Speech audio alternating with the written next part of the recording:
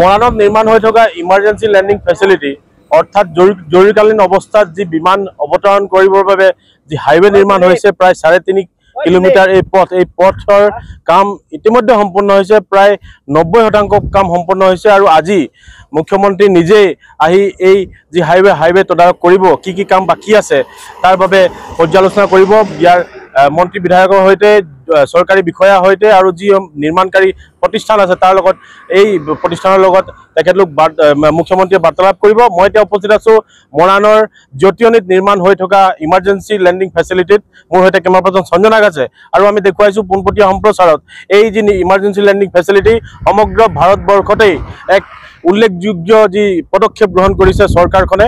এই মৰাণত নিৰ্মাণ হৈ থকা যি ইমাৰ্জেঞ্চি লেণ্ডিং ফেচিলিটি প্ৰায় 3.5 কিলোমিটাৰ পথ, প্ৰায় 200 কোটি টকা ব্যয় সাপেক্ষে নিৰ্মাণ হোৱা এই যি ইমাৰ্জেঞ্চি লেণ্ডিং ফেচিলিটি, এই ফেচিলিটিৰ কাম প্ৰায় সম্পূৰ্ণ হৈছে। আমাৰ সৈতে খোৱাঙৰ বিধায়ক আছে চক্ৰধৰ গগৈ, আপোনাৰ পৰা জানিব বিচাৰিম আজি মুখ্যমন্ত্ৰী কেইটা বজাত আহি উপস্থিত হ'ব? মুখ্যমন্ত্ৰী প্ৰায় 2:30 পৰা 45 ভিতৰত তেখেতে আহি পাব, পদাৰ্পণ কৰিব আৰু গোটেই কামখিনি আচলতে অগ্ৰগতিটো তেখেতে একদম ওচৰৰ পৰা নিজে নিৰীক্ষণ কৰিব। কাৰণ বিগত দিনবিলাকত আপোনালোকে জানে যে কামবিলাক কেনেধৰণে স্থবিৰ হৈ গৈছিলে।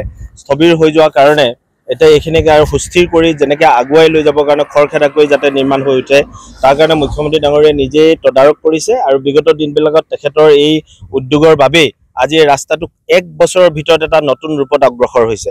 গতিকে মই মুখ্যমন্ত্ৰী ডাঙৰীয়াক বহুত ধন্যবাদ জনাইছোঁ আৰু আদৰণিও জনাইছোঁ। ভাৰতবৰ্ষৰ ভিতৰতে উল্লেখযোগ্য নিশ্চিতভাৱে দেশৰ জৰুৰীকালীন অৱস্থাত হঠাৎ যদি কিবা যুদ্ধ বিগ্ৰহ হৈ যায়, তাতে হঠাৎ যাতে আমি ইয়াতে যুদ্ধ বিমান বা অন্যান্য বিমান জাতি আদি ইয়াত পেলাই ইয়াৰ পৰাই যাতে সমৰ কৌশল ৰচনা কৰিব পাৰি তাৰ কাৰণে দেশৰ প্ৰধানমন্ত্ৰী নৰেন্দ্ৰ মোদী ডাঙৰীয়াই ইমাৰ্জেঞ্চি লেণ্ডিং ফেচিলিটি অৰ্থাৎ ELF ব্যৱস্থাবিলাক এনেধৰণে নেশ্যনেল হাইৱেৰ ওপৰত কৰিছে। উত্তৰ প্ৰদেশ, বিহাৰ ইত্যাদি ঠাইৰ সমান্তৰালভাৱে আজি আমাৰ উত্তৰ পূবত অসমৰ এই মূল সমষ্টি খোৱাঙৰ এই জটিয়নি নামৰ ঠাইখনতেই আজি এনেকুৱা এটা ব্যৱস্থা হোৱাৰ বাবে মই নৰেন্দ্ৰ মোদী ডাঙৰীয়াকো ধন্যবাদ জনাইছোঁ। কাৰণ আমি এনেও চীনৰ একেবাৰে ওচৰৰ এখন ৰাজ্য, গতিকে কিবা কাৰণত যদি চীনৰ লগত আমাৰ কিবা সংঘাত হৈ যায় তেনে অৱস্থাত যুদ্ধ বিগ্ৰহৰ সময়ত হঠাৎ এইখিনি যুদ্ধৰ প্লেইনবিলাক আনি ইয়াত নমাবৰ কাৰণে ইয়াৰ পৰাই যুদ্ধৰ বিমান উৰিবৰ কাৰণে ব্যৱস্থা হ'ব। গতিকে নৰেন্দ্ৰ মোদী ডাঙৰীয়াক ধন্যবাদ জনাইছোঁ আৰু মাননীয় মুখ্যমন্ত্ৰী ডাঙৰীয়াই আজি কামখিনি ওচৰৰ পৰা আহি নিৰীক্ষণ কৰিবলৈ যি ব্যৱস্থা কৰিছে তাৰ বাবে মই তেখেতক ধন্যবাদ আৰু আদৰণি জনাইছোঁ। অসমবাসীয়ে অতি আগ্ৰহেৰে বাট চাই আছে কেতিয়া বিমান অৱতৰণ হ'ব ইয়াত। নিশ্চিতভাৱে এইটো আৰু অলপ বছৰ কাম আছে, প্ৰায় 90% কাম আপোনালোকে দেখিছেই যে শেষ হৈ গৈছে ইতিমধ্যে আৰু 10% আছে, সেইখিনি সোনকালে কৰিবৰ কাৰণে আজি মুখ্যমন্ত্ৰী ডাঙৰীয়া আহিছে। বিভাগীয় বিষয়াসকলে NHIDCL বিষয়ববীয়া, জিলা প্ৰশাসনৰ বিষয়ববীয়া আৰু আমিও লগত থাকি তেখেতৰ যিখিনি পৰামৰ্শ থাকিব সেইখিনি আমি লগত লগ লাগি কাম কৰিম আৰু যোৱা দিনবিলাকত এই কামখিনিত স্থবিৰতা আঁতৰোৱাৰ ক্ষেত্ৰত ময়ো যথেষ্ট ভূমিকা পালন কৰিছিলোঁ। মাননীয় মুখ্যমন্ত্ৰী ডাঙৰীয়াই আমাক নিৰ্দেশ দিছিলে আৰু সেইখিনিক পালন কৰাৰ পাছত এই কামখিনি বহুত আগুৱাই গ'ল আৰু মুখ্যমন্ত্ৰী ডাঙৰীয়াই প্ৰত্যক্ষ হস্তক্ষেপে কামখিনি হোৱাৰ বাবে মই তেখেতক পুনৰবাৰ আকৌ ধন্যবাদ জনাইছোঁ। নিৰ্মাণকাৰী সংস্থাৰ ঠিকাদাৰ আছে, কিমান কাম বাকী আছে? প্ৰায় ইতিমধ্যে কৈছে 90% কাম ইতিমধ্যে আমাৰ সম্পূৰ্ণ হৈছে। ইয়াৰ যিখিনি চূণতেল ৰং মাৰিবলগীয়া কামখিনি বাকী আছে প্ৰায় সম্পূৰ্ণ হৈছে।